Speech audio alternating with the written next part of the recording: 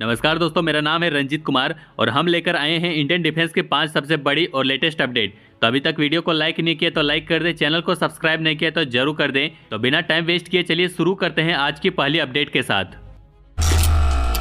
भारत को इस साल 2025 के आखिर तक रसिया से चौथा S-400 एयर डिफेंस सिस्टम मिल जाएगा। भारत ने 2018 में रसिया के साथ 5 S-400 स्क्वाड्रन खरीदने का एग्रीमेंट साइन किया था, जिसका टोटल कॉस्ट $5.43 बिलियन है। पहले से ही 3 स्क्वाड्रन पाकिस्तान और चाइना के बॉर्डर पर तैनात किए जा चुके हैं, जो भारत की रक्षा को और मजबूत बनाता है। रसिया यूक्रेन युद्ध और सैंक्शन की वजह से डिलीवरी में थोड़ा देरी हुई है, लेकिन अब भी भारत और रसिया इस डील को पूरा करने के लिए कमिटेड है। चौथा स्क्वाड्रन मिलने के बाद भारत की एयर डिफेंस और भी मजबूत हो जाएगी। इसके साथ एक और अपडेट्स ये है कि इंडियन नेवी ने रसिया के साथ एक एग्रीमेंट साइन किया है, जिसमें किलो क्लास सबमरीन के लिए club anti ship cruise missile खरीदी जाएगी। ये मिसाइल इंडिया की कॉम्बैट कैपेबिलिटी को काफी बढ़ा देगी, क्योंकि इसकी मदद से सबमरीन दुश्मन के वॉरशिप को दूर से ही निशाना बना सकेगी बिना खुद को एक्सपोज किए।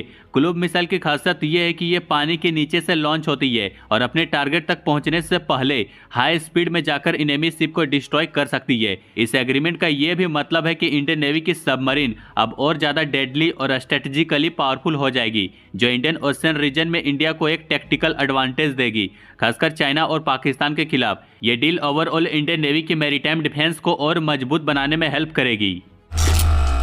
पीएम मोदी 12 फरवरी से 14 को अपनी यूएसए ट्रिप के दौरान यूएस प्रेसिडेंट डोनाल्ड ट्रंप से मिलने वाले हैं। इस विजिट का एक बड़ा फोकस इंडिया और यूएसए के बीच होने वाली डिफेंस डील पर होगा, जिसमें कुछ एग्रीमेंट्स इंडिया के लिए इंपॉर्टेंस रखते हैं। इन डील में सबसे पहला है 99 F414 इंजन का कॉन्ट्रैक्ट, जो तेजस MK2 फाइटर जेट के लिए फाइनलाइज हो चुका है। दूसरी important deal 6 P-8I anti submarine warfare planes हो सकती है, जो इंडियन नेवी की सर्विलियंस और डिफेंस ऑपरेशन को और मजबूत बनाएगा। ये एयरक्राफ्ट समुद्र में छुपी एनिमी सबमरीन को डिटेक्ट और उन्हें डिस्ट्रॉय करने का काम आता है। इससे पहले भी इंडिया ने P-8I एयरक्राफ्ट लिए हैं और अब और 6 प्लेन्स लेने की बात हो रही है। इसके अलावा इंडिया 15 और CH-47 चिनूक हेलीकॉप्टर्स लेने की सोच रहा है। यह हैवी लिफ्ट हेलीकॉप्टर है, जो पहाड़ी इलाके और वार जोन में मिलिट्री इक्विपमेंट्स और ट्रूप को ले जाने के लिए यूज होता है। इंडिया ऑलरेडी इनका यूज करता है और अब और ज्यादा चिनूक्स लेना चाहता है, ताकि आर्मी की मोबिलिटी और ऑपरेशनल इफिशिएंसी बढ़ सके।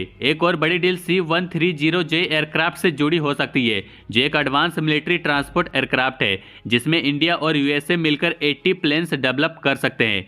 ये एयरक्राफ्ट सोल्जर, वेपन्स और इमरजेंसी रिलीफ सप्लाई ले जाने का काम आता है, जो बैटलफील्ड और डिजास्टर रिस्पांस मिशन के लिए काफी जरूरी होते हैं। इन सब डील्स का ओवरऑल मतलब ये है कि इंडिया अपनी मिलिट्री को और एडवांस और पावरफुल बनाना चाहता है, ताकि रीजनल और ग्लोबल सिक्योरिटी थ्रेट का बेहतर जवाब दिया जा सके।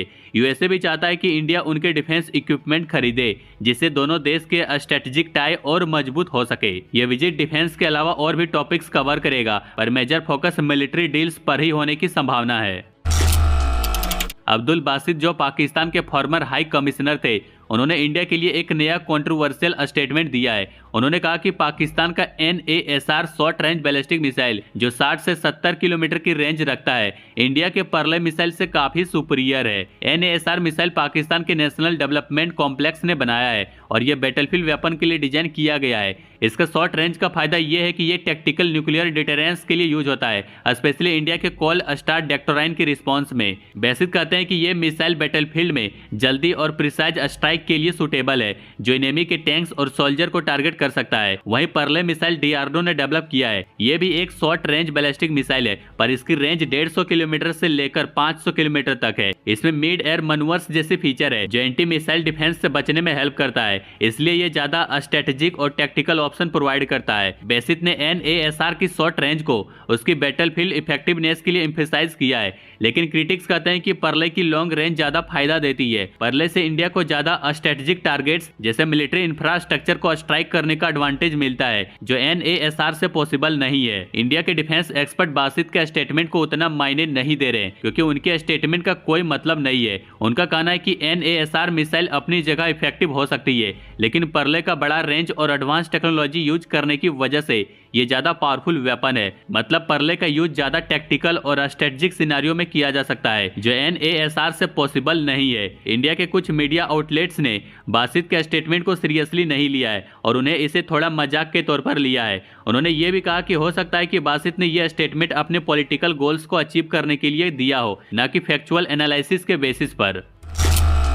चाइनीज CHYH-1000 अनमेंडेड ट्रांसपोर्ट एयरक्राफ्ट का अभी टैक्सी ट्रायल सफलतापूर्वक पूरा हुआ है, लेकिन इंडियन सोशल मीडिया पर लोग इसे अलग ही नजरिए से देख रहे हैं। इस ड्रोन का डिजाइन मोटा और भारी लगता है, इस वजह से इंडियन सोशल मीडिया पर इसे मजाक में फेट पटेटो कहना शुरू कर दिए हैं। सोशल मीडिया प्लेटफॉर्म एक्स पर मीम्स और जोक की भरमार है, जिसमें लोग इसकी एरोडायनेमिक इफिशिएंसी का मजाक उड़ा रहे हैं।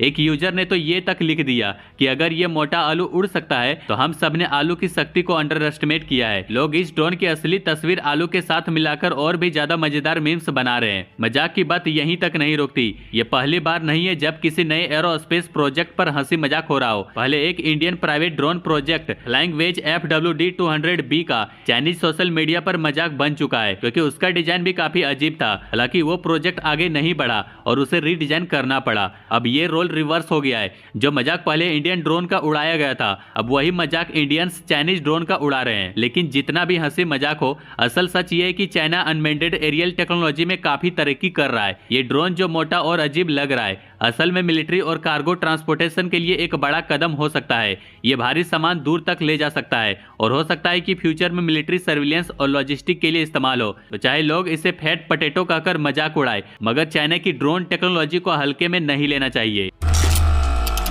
DRDO ने अनाउंस किया है कि इंडिया का इंडिजिनस लाइट कॉम्बैक्ट एयरक्राफ्ट तेजस अपने कैटेगरी में सबसे कम रडार क्रॉस सेक्शन रखता है।